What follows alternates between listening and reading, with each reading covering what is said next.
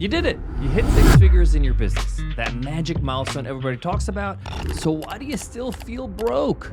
Why does your bank account feel tight? Your stress feels high. Your lifestyle barely is upgraded, if anything at all. And today I'm going to break down why that happens. I want to break down why six figures in business doesn't mean you're rich.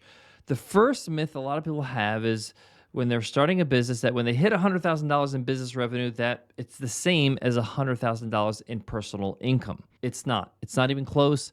Those numbers don't mean the same, okay? Let's break it down. Let's say your business makes $120,000 this year. You might have like $12,000 in software and tools and $24,000 in freelancers and contractors. You might be paying $6,000 in Stripe or PayPal fees. These are kind of like hidden costs we forget about. You might spend in a year $12,000 in travel and in conferences.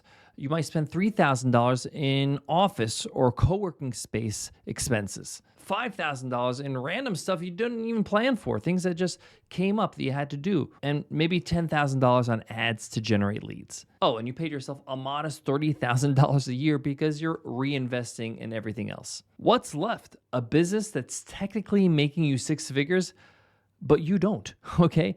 And that's the first core reason most founders stay broke. That leads me to mistake number one, which is confusing revenue with real money. Revenue is a vanity metric if you don't have high margins, if you don't have clean books and finances, if you don't have a plan to actually profit. If you're making $100,000 and keeping $15,000, you don't have a business, you have a glorified hobby, okay, that's making you some pocket change. And this isn't judgment. I made this mistake myself for years. And in fact, when I was running my software company, Webinar Ninja, and the podcast at the same time, we hit six figures early, but I didn't feel successful. I felt stressed. I felt like I was on a hamster wheel. Why did I feel that? Because I was chasing growth without building a financial system to grow with it.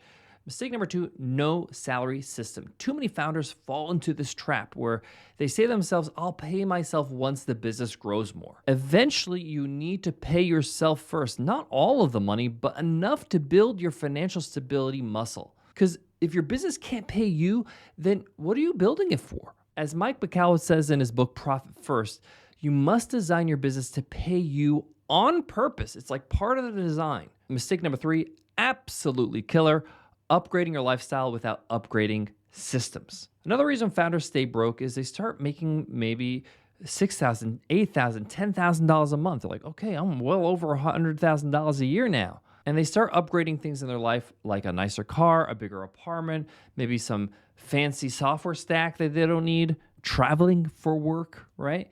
But they don't upgrade how they track their expenses. Listen, you can't out-earn a bad system. If you're not at least doing monthly financial check-ins, allocating money aside in a savings account for taxes, or really just looking at your business with a critical eye, especially when it comes to your margins, you're really asking for trouble. You're setting yourself up to crash. Mistake number four, not understanding the difference between busy and valuable.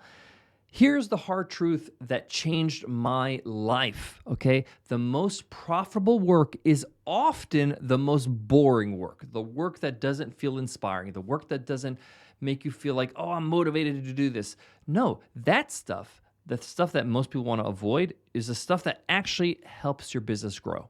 I'm talking about things like reviewing your margins, like I mentioned, like renegotiating your software costs, firing unproductive contractors, fixing churn, right? Making sure that customers are not leaving, interviewing customers to find out why they left or what they don't like about your product so you can fix it, rewriting your onboarding emails, the emails that they get when they sign up for your product or service. Many founders stay broke because they're constantly chasing visibility instead of profitability. Mistake number five, building the wrong model.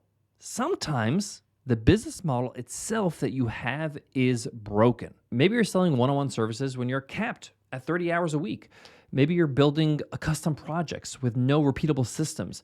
Maybe you're selling low-ticket items with no upsell or back-end offer. Maybe you're selling to the wrong audience, one that doesn't value what you do or the solution to the problem that you solve.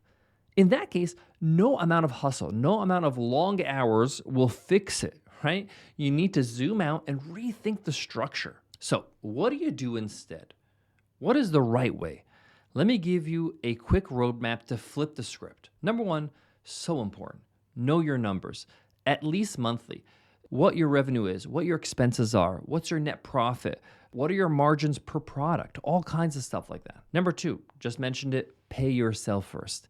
Even if it's small, make it a habit. Allocate a portion of every sale to owner's pay. Number three, cut the fluff. Cancel the tools you don't use. Fire poor performing contractors. You want to eliminate any tasks that don't serve your core offer and serves your audience, right? Anything that's wasting your time and just making you feel busy, get rid of it. And stay focused on making sure that your margins are as big as possible. Number four, review your business model. Are you trading time for money?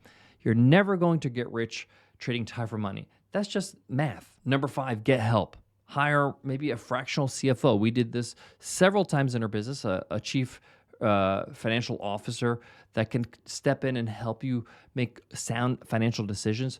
Minimum, get a bookkeeper and an accountant that can help you, just give you some good financial advice. And before I go, I have to say this to you. Success in business isn't about what you make. It's about what you keep. It's how you grow. It's how you live is what matters, right? If you built a six-figure business and you're proud of it, I salute you. That's real work. That's rare. Most businesses don't make it. But please, don't stop there. Don't settle for looking good while secretly panicking over the bank balance, right?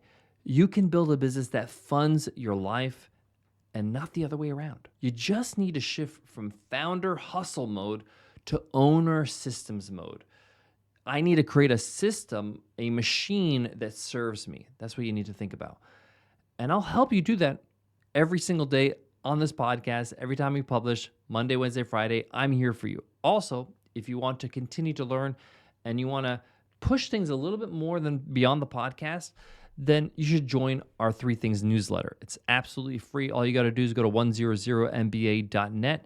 Sign up for any of our freebies or guides, and you'll get added to our newsletter automatically. What's so good about this newsletter? Where I crafted this newsletter with my team to make sure that you're improving every single week. It is called the 3 Things newsletter because I give you 3 things. 1, something to think about. Something to grow your mindset. To kind of graduate your mindset every single week. Number 2, something to do so you're actually taking action and moving forward. And number 3, something to learn so that you're skilling up and becoming a better person, a better entrepreneur, a better thinker every single week.